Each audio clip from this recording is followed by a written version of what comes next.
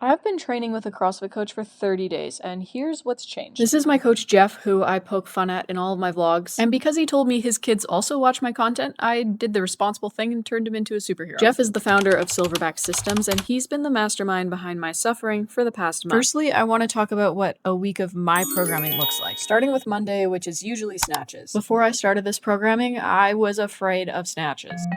I told Jeff that I'm afraid of snatches, so guess what he programs me on my very first day? Snatches. Okay, fine, I am still somewhat afraid of snatches, but we've been doing a lot of work to strengthen the overhead position. Mondays start with snatch grip, push press, and overhead squat. I started this drill at 75 pounds, and my most recent overhead squat was 105. Before this, I had a preconceived idea that anything over 95 pounds was scary and off limits, but Jeff has given me a gentle nudge to push past that. Next, we move into a 3-position snatch. That means one from the high hang, one from the hang, and one from the ground. For the 3-position snatch, we've been focusing a lot on technique to build a solid foundation. More confidence in the technique means more confidence later on when we build weight. I like Jeff's feedback about creating a shelf with the shoulders up and the head forward in the receiving position. Even though I haven't surpassed 85 pounds, I do feel more stable with this in mind. The last drill for snatches is a below the knee snatch pull. And I believe this drill is meant to teach vertical drive. As you can see in this example, I'm not the greatest listener, as it's supposed to be from below the knee, not the ground. Here's an example of some of Jeff's feedback followed by the proper way to do it, aka a video of him demonstrating the drill.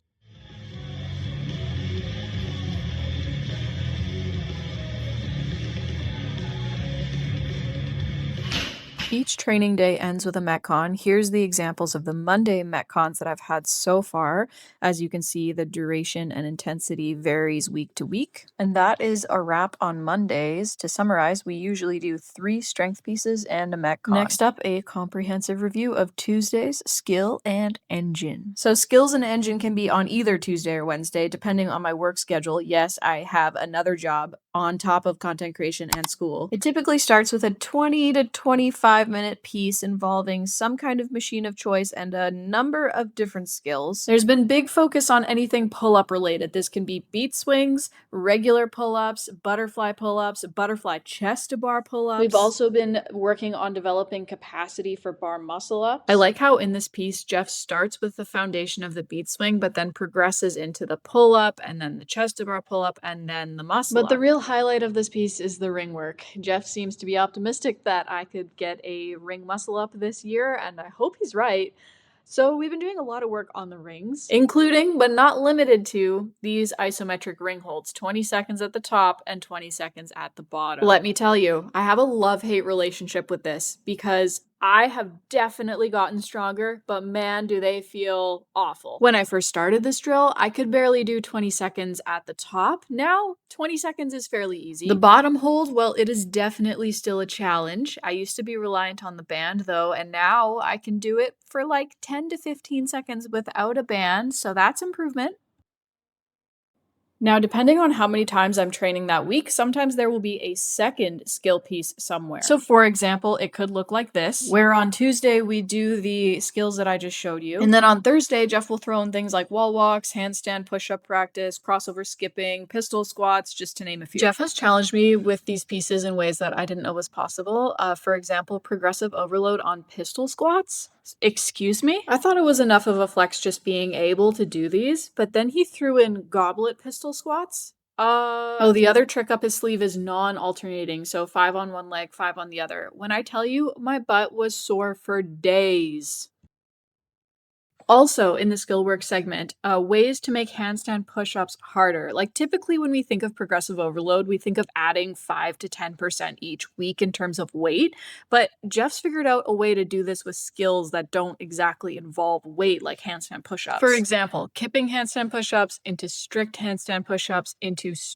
wall-facing handstand push-ups into the most recent wall walks and then strict wall-facing handstand push-ups. So yeah, that, ladies and gentlemen, is how you apply progressive overload to gymnastics skills. In the interest of floating my own boat, pumping my own tires a little bit, let's talk about handstand walking, because we've also been working on that a lot, and Jeff has been challenging me with that too. We've started off with this. I don't know how far this is. I'm going to guesstimate 15 feet. Just handstand walking, no fanciness. Then the sneaky little bugger starts putting in a handstand with a 180-degree turn. And me, growing up in a gymnastics gym, cannot say no to a handstand challenge, and I will hyperfixate on handstands. So now, of course, the latest, we're working on handstand 360 pirouettes. This in particular has really forced me to dial in my handstand walking technique, and I've learned that for momentum when walking, we want to be loosey-goosey, but for the pirouette, we need to tighten and squeeze all the muscles. So to summarize, skill work 1 to 2 times a week has consisted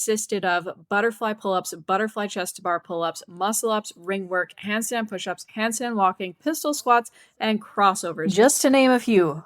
Okay, that was a lot. We've covered 3 days of programming, which means we have 2 left. We are moving on to Fridays, which is cleans, because every woman should clean. We always start with a 3-position squat clean. This means 1 from the high hang, just below the hip crease, 1 from the hang, just above the knee, and 1 from mid-shin. I do these every week, but I realized I don't actually know why we practice this drill, so I asked Jeff. He says that the 3-position complex really gets athletes thinking about hip contact with the bar. Specifically, the pathway from the knees to the hip contact, and then the pathway from the floor to the knees to the hip contact. And like everything, Jeff has encouraged me to push my comfort zones on this too. My first week I built from 90 to about 110 pounds. And I think my latest was around 125, 130. So a 15 to 20 pound increase in a month. It ain't much, but it's not nothing. Next, we move on to split jerks. I've always had issues with these. I've always been told over the years that I need to soften my back leg. Turns out Jeff has had the same problem for years, and he gave me a cue that really worked for him. Instead of thinking about softening my back knee, I can think about putting the barbell farther behind me. It has to do with where the load is in relation to the center of balance. Also, what Jeff has done here is turned my attention from something internal, my back knee,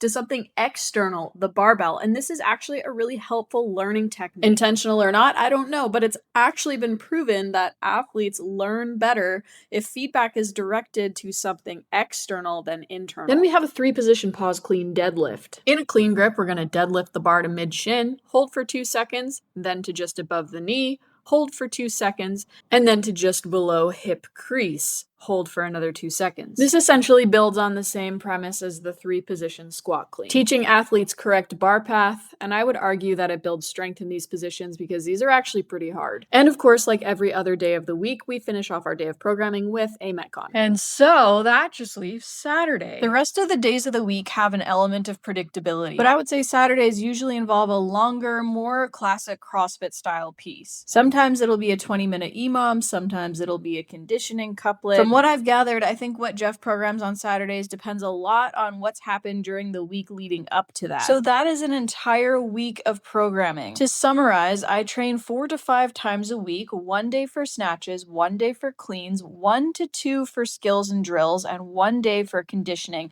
and every day ends with a Metcon. Let's talk about Jeff as a coach now. Should I give him a little report card? He watches these, by the way. Hey Jeff, don't worry, I have nothing but good things to say. Firstly, Jeff is an incredibly communicative coach. He is always willing to geek out with athletes about training. And although he realizes that as Silverback expands, it may become trickier to communicate with his athletes one-on-one so frequently, he always strives to maintain personability, and it's clear in his programming that you are being coached by a real human being. He's been doing CrossFit since 2011, so obviously he has both the knowledge and the experience to be a good coach. Let's be honest, there are so many ways that a coach could show they're dedicated to their craft, but what really stands out to me about Jeff, well, a few things. During our little introductory chat, when I wanted to start one-on-one training with him, he asked about all of the sociological factors that might affect my training that I didn't necessarily even think about, like what do I do for work? What's my family situation like? Do I have kids? Do I have a partner? And if so, are they also supportive of CrossFit? He makes sure to note any injuries, which thankfully right now is 0, and asks about goals, and he tailors your programming to fit your goals. Delivery of programming is all through the Coach RX app, app, which Jeff is able to do remotely. And on Monday, there's my programming. I don't have to do a thing. I've had no issues with the app itself, and I'm able to upload videos of my technique for Jeff to review and then give me feedback on. He'll attach videos either of himself to give form advice or links to YouTube videos, or sometimes he'll take my video, slow it right down, voice it over, and show me specifically where I can improve things. He's very enthusiastic, and he does all of this because he has a passion for coaching. Oh, and he tolerates me calling him things like Il Jefe and the Jefessor and taking photos of him and manipulating them in Canva into ridiculous designs. Lastly, Jeff has his own goals and his own training that he works really hard at. Jeff's trying to make the CrossFit Games, which is just so cool, and you can hear him talk more about it on the podcast You Should Quit. But seeing your own coach work so hard at something just instills pride in you as an athlete. You're like, heck yeah, that's my coach. I promise I'm saying all of this because I genuinely mean it and not because I want him to give me less assault bike in my programming. So if you're interested in also having a 10 out of 10 coach, you can check out his website at silverbacksystems.coach. Right now, he still has space for one-on-one, but space is limited. So if that's something you're looking for, you better get cracking. An alternative that might work well for a lot of you too is the $20 a month programming that Jeff offers. This is a great option for athletes who are very self-motivated, who don't need as much individualized feedback as a one-on-one, but still want a program with great structure and good progressions. Personally, as a university student, I also very much appreciate the price point of this programming. It's much more affordable than other options that are offered in North America, and it comes with a low equipment option. So if you're traveling, you can still get some training in. Of course, if you have any questions for either Jeff or myself, please don't hesitate to reach out. We would love to hear from you.